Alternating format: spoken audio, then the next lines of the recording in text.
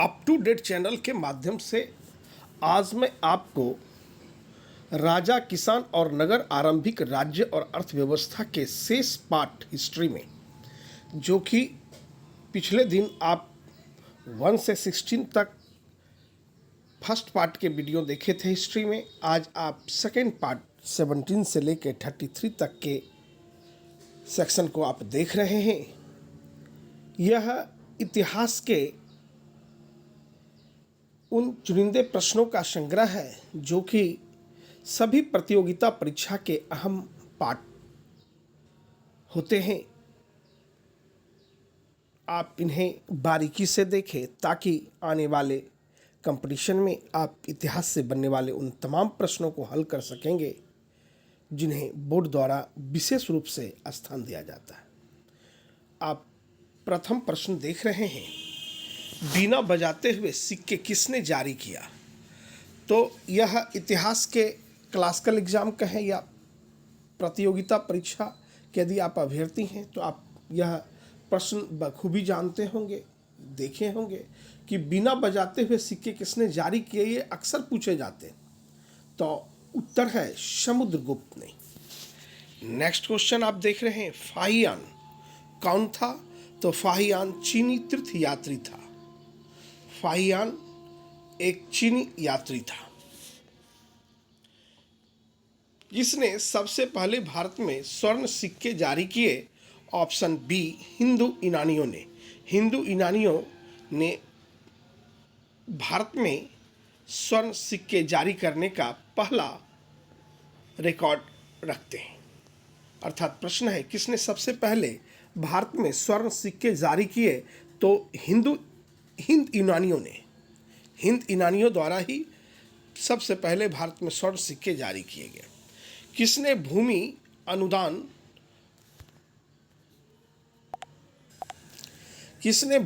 अनुदान प्रथा प्रारंभ की? सातवाहनों ने। सातवाहनों द्वारा भूमि अनुदान प्रथा का साक्ष्य मिलते हैं। अर्थात किसने भूमि अनुदान प्रथा प्रारंभ की? तो ऑप्शन सी, सातवाहनों ने। नेक्स्ट क्वेश्चन, मौर्य वंश का संस्थापक कौन था? तो मौर्य वंश का संस्थापक चंद्रगुप्त मौर्य थे।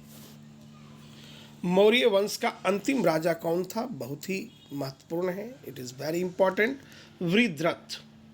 वृद्धरथ आप यदि बीपीएससी पीसीएस की एग्ज़ाम में बैठे होंगे तो आप यह प्रश्न से बखूबी देखे होंगे।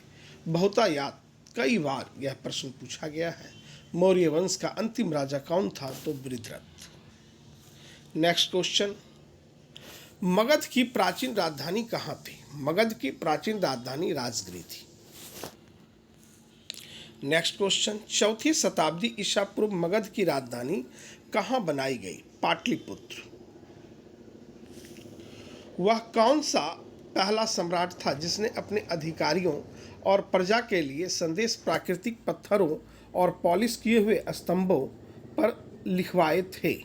Option D, Chandragupta Maurya. वह कौन सा पहला सम्राट था जिसने अपने अधिकारियों और प्रजा के लिए संदेश प्राकृतिक पत्थरों और पॉलिश किए हुए स्तंभों पर लिखवाए थे? तो वह थे चंद्रगुप्त मौर्य। नेक्स्ट क्वेश्चन, मेगास्थनीज किस यूनानी शासक के राजदूत के रूप में पाटलिपुत्र आया था? Option C, Seleucus. सेल्यूकस ने ही मेगास्थनीज को पाटलिपुत्र मौर्य साम्राज्य में भेजा था।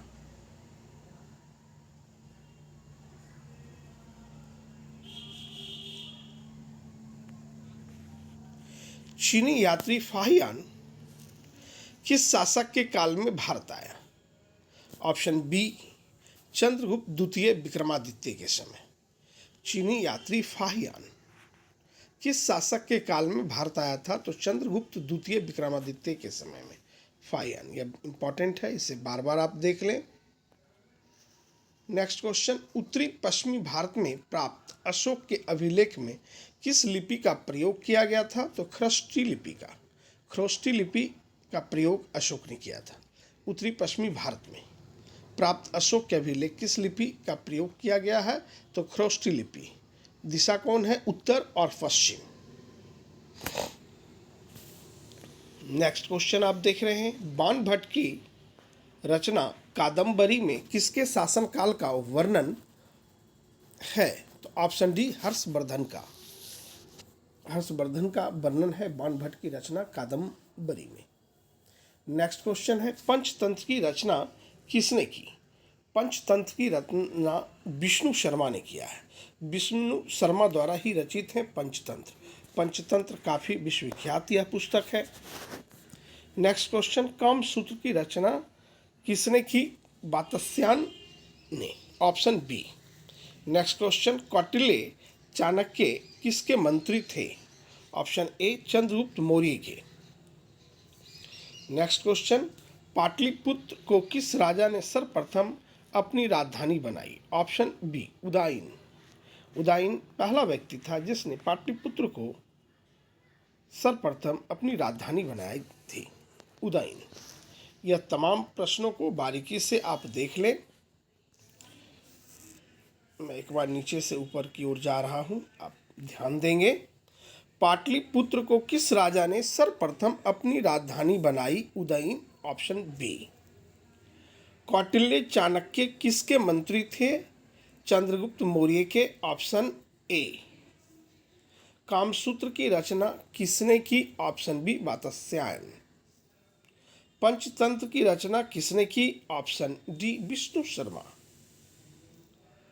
नेक्स्ट क्वेश्चन, बाणभट्ट की रचना कादम्बरी में किसके शासनकाल का वर्णन है?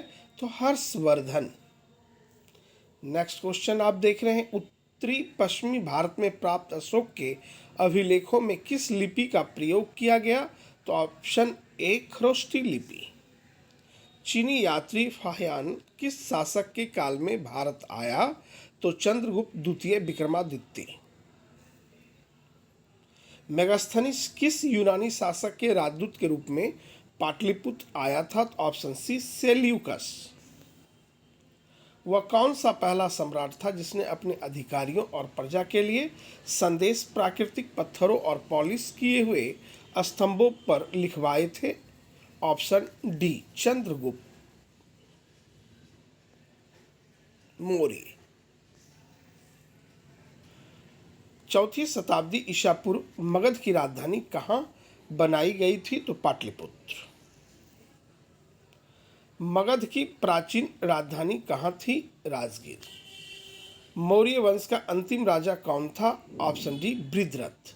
मौर्य वंश का संस्थापक कौन था? चंद्रगुप्त मौर्य। किसने भूमि अनुदान प्रथा प्रारंभ की? सातवाहनों ने। किसने सबसे पहले भारत में स्वर्ण सिक्के जारी किए? ऑप्शन बी हिंद यूनानियों ने। फाहियान कौन था? ऑप्शन सी चीनी तीर्थयात्री फाहियान।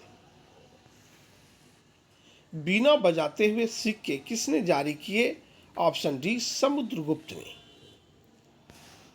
इन तमाम प्रश्नों को आप बारीकी से देख लें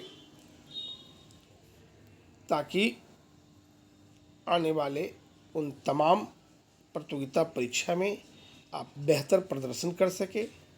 यदि आप हमारे चैनल पे नए हैं तो सब्सक्राइब कर लें, बेल बटन दबाएं और अधिक से अधिक शेयर करें ताकि उन ज़रूरतमंद अभ्यर्थियों को लाभ मिल सके।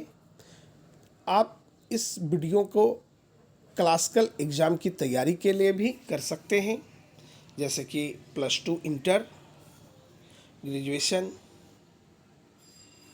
मास्टर डिग्री के लिए पीजी और भिन्न भिन्न प्रतियोगिता परीक्षा में आपको यह विशेष रूप से बने हुए तथ्यात्मक हिस्ट्री के प्रश्न आपको एग्ज़ाम में काम आएंगे। मेरे चैनल पे बने रहें ताकि आपकी सफलता सुनिश्चित हो सके।